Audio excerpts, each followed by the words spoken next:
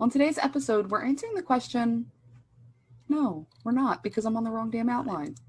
Question though, and I'm going to be the pragmatic one because that's my role and I'm fine with it. Does that mean though, if we're only spending 5 minutes on the thought process, the creation, etc., does that mean that we're going to create less well put out content because it's so like just, wham and done?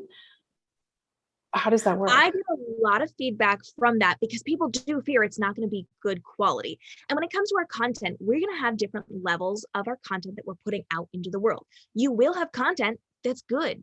You will have content that's really good. You're going to have content that's great, and you're going to have content that's exceptional. And sometimes you just need to be posting in the moment content. Now, some of the things that you're going to be putting out into the world are going to be that exceptional level, but we can't always attain that perfection. So it's okay to post okay content and good content and great content and exceptional content.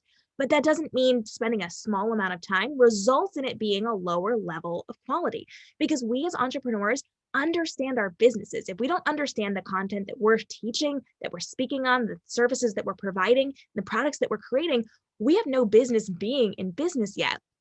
We have to know our content so well that we could be able to speak on it at any point in time. So as you're teaching things on social media, particularly on TikTok, on Instagram Reels, on YouTube Shorts, you're giving small pieces of information.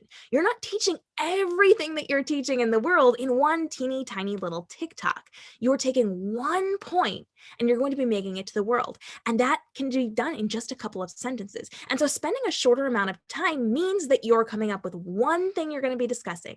You're going to narrow down what you're saying. You're going to, in just a few sentences, create your point. And then you're going to tell that one point to the world. Because you know your content so well, it's going to be easy for you to script it because you're only saying a couple of sentences, and then you can craft it and send it out in the world. So some of the most impactful content I have created, I have done in literal seconds, in under a minute. I've created this content to then go out in the world.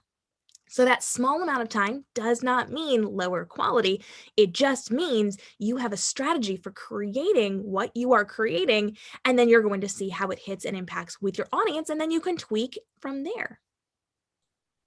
Now, I want to bring something up because you talk very fast. I talk very fast. East Coast, Baltimore, we talk very fast. And so do you. And does that actually affect the content, or do you talk fast because you've gotten used to the short form content?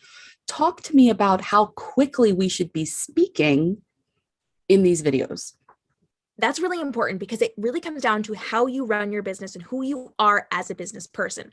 Some people will have a very soft-spoken nature. They're going to speak softly and slower and more gently to get their point across, and that will resonate with a certain audience. My audience resonates with that fast-paced, energetic conversation, and so I speak very quickly because that's how my audience and I interact. But it depends on who you are and how you're going to be doing this. The trick, however, comes in with your editing, because anytime you have a gap inside of your videos, and we're talking specific to short form video content here, anytime you have a gap, that allows somebody to scroll away. So as you're editing your conversation, you can be speaking slowly and softly, but you need to cut out any gaps, which is why the editing process and the way that you film is so incredibly important. So you do not give them the opportunity to scroll away, but if you're somebody who speaks faster or slower, it's okay to go with your range of how you speak and how you have conversations with people.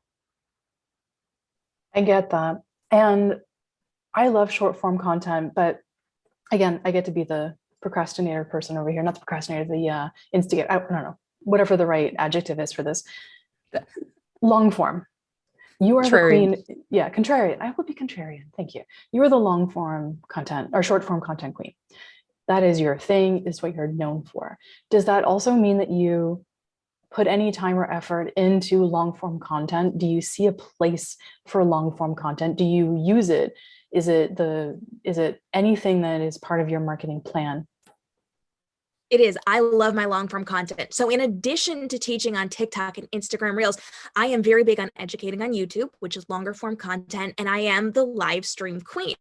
So I am doing longer form, live, engaging events for my audience on a frequent basis. I am doing daily YouTube videos that are at least several minutes long to quite a bit longer. And long form content is incredibly important, but it does have a different way of impacting your audience. So short form content is made specifically to deliver one small impactful point and get out of the way so that they can have quick wins inside of their life or their business.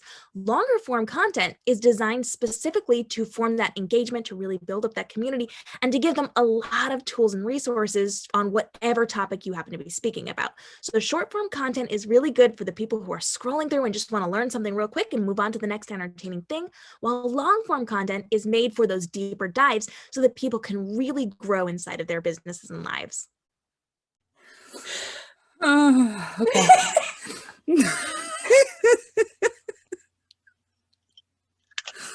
Are you laughing at how red my face is?